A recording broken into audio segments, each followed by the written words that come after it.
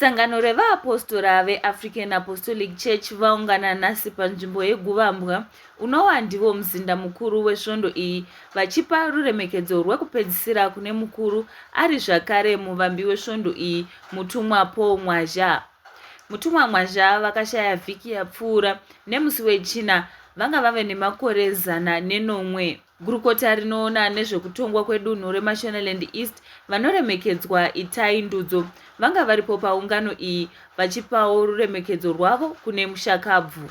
Kutenda kukuru semhuri yeMashonaland East Province neruremekedzo rukuru rwakapiwa Archbishop Ernest Paul Mamvura Mwazha, mwana wemuno Mashonaland East Province. Tinotenda His Excellency Dr. Emerson Dambudzo Mnangagwa nokucherechedza nekurangarira mabasa makuru avakabata segamba rokutenda uye semumwe akava nebasa guru raakabata kubetsera varwi vehondo yerusununguko munguva yavakanga vachirwa hondo yechimurenga chepiri. Tinotenda zvekare nemabasa avakabata munyaya dzechitendero vachikurudzira ruzhinji kuti vaende munzira yekunamata Mwari, nzira yekuchengetedza nyika, nzira yekuchengetedza chitendero chedu sevanhu vatema muAfrica. Tataura nenhengo dzakasiyana-siyana kusanganisira mabhishopu muchitendero chevaapostора veAfrica. Ngativanzwei vachitaura. Nekushayika kwaita mutumwa waMwari, nokuti zvandakabatsirwa naye paupenyu hwangu zvakawandisa, uye murume wangu ndiye anga ari munyori wemutumwa. Kudamara vamusiyisa basa kwaaisenza kwaLight Pickfords, tikatanga kufamba nemutumwa muna 1973 ndakateurirwa nemutumwa mushure mekunge ndaita makore mairi ndisina vana nemurume wangu. Ndikanzi nemutumwa tiri pagomano kunonzi kwaShokodza muno munjanja. Mutumwa akati muchaita mwana mukomana zita rake anonzi Patrick.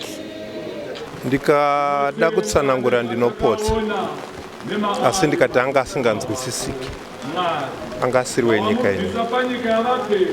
Ndo first point. Anga akaita saAbhurahamu, akaenda kunovaka rudzi rwaMwari. Iye angauya kuno kuAfrica kuti avake rudzi rwaMwari, not church. Akauya namapfekero, matauriro, madyiro, maitiro anodamburira munhu mhiko dzakaitwa namadzitateguru kuti atange upenyu hutsva. Mutumwa Paul Mwazha varangarirwa semunhu akanga aine rudo uye aikurudzira kubatana. Mutumwa Paul Mamvura Mwazha weAfrica ndinovarangarira nekubatsira vanhu paupenyu hwavo hwekurarama.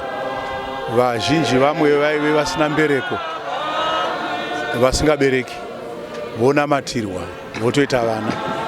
Vamwe vaifirwa navana, kungobereka mwana afa, onamatirwa.